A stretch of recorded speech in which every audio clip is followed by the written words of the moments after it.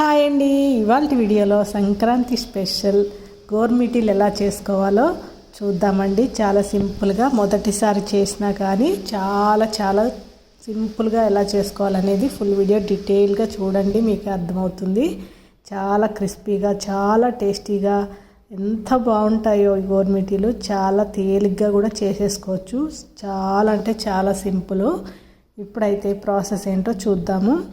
ముందుగా నేను 1/2 కేజీ మైదా పిండి తీసుకున్నానండి. ఫస్ట్ అయితే జల్లించుకోవాలి. ఈ పిండిని జల్లించుకుంటే మనకి ఏమన్నా డస్ట్ అది ఏమన్నా ఉంటే కూడా పోతుంది. కాబట్టి ఫస్ట్ అయితే నేను పిండిని జల్లెడ పట్టుకుంటున్నాను. వీడియో మాత్రం లైక్ చేసి చూడండి. ఫుల్ వీడియో చూసి ఎలా ఉందో కామెంట్ చేయండి. ఇప్పుడు పిండి అయితే జల్లెడ పట్టుకున్నాం కదా. ఒక 1/2 కేజీ మైదా పిండికి నేను ఒక 200 గ్రామ్స్ ఇది బొంబాయి రవ్వ వేస్తున్నానండి. క్రిస్పీగా ఉంటాయి, చాలా బాగుంటాయి, టేస్టీగా ఉంటాయి అన్నమాట.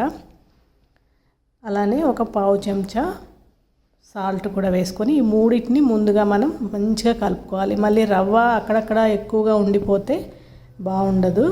సో ముందుగానే ఈ మూడింటిని చక్కగా కలుపుకున్న తర్వాత నెయ్యిని వేడి చేశానండి. ఒక 150 గ్రాములు నెయ్యి, వేడి నెయ్యి పొయ్యాలి.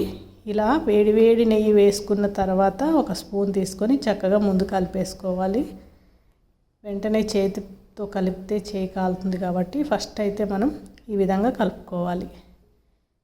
మీరు నెయ్యి యూస్ చేయట్లేదు అనుకున్నప్పుడు ఆయిల్ కూడా యూస్ చేసుకోవచ్చు.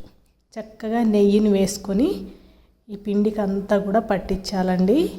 ఈ పిండి అంతా కూడా ఈ నెయ్యితో తడిచిపోవాలి. మంచిగా తడిసి ఇలా మనం ప్రెస్ చేస్తే ముద్ద అవుతుందన్నమాట. చూసారు కదా ఎంత ముద్ద మంచి గట్టిగా అయ్యింది. ఈ విధంగా మంచిగా కలుపుకున్న తర్వాత వాటర్ పోసుకుంటూ మనం ముద్దలాగా కలుపుకోవాలి. చపాతీ పిండి కంటే కొద్దిగా సాఫ్ట్గా, ఎందుకంటే దీంట్లో మనం ఉప్మా రవ్వ వేసాం కదా, అది వాటర్ని అబ్జర్వ్ చేసుకుంటుంది. అందుకని కొద్దిగా లూజ్గా కలిపితే చపాతీ పిండి కంటే కొద్దిగా సాఫ్ట్గా కలపాలి. ఇలా కలుపుకున్న తర్వాత దీనిపైన ఒక క్లాత్ కానీ ఒక బౌల్ కానీ మూసి పక్కన పెట్టాలి. ఒక 15 నిమిషాల నుంచి 20 నిమిషాల వరకు దీనికి రెస్ట్ ఇద్దాం. దాని తర్వాత మనం ఇప్పుడైతే 20 మినిట్స్ అయిపోయిందండి. చూసారు కదా మంచిగా నానింది పిండి. ఇప్పుడైతే గోర్మిటీలు ఎలా చేసుకోవాలో చూసేద్దాము. కొద్దిగా తీసుకొని పక్కన పెట్టుకోవాలండి. పిండి అంతా బయట పెట్టేసుకుంటే ఆరిపోతుంది.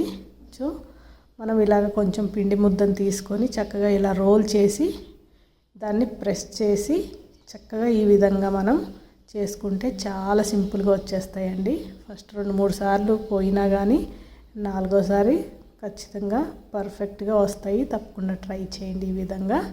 సో అన్నీ కూడా ఈ విధంగా చేసుకొని ఫస్ట్ మనం పెట్టేసుకోవాలి.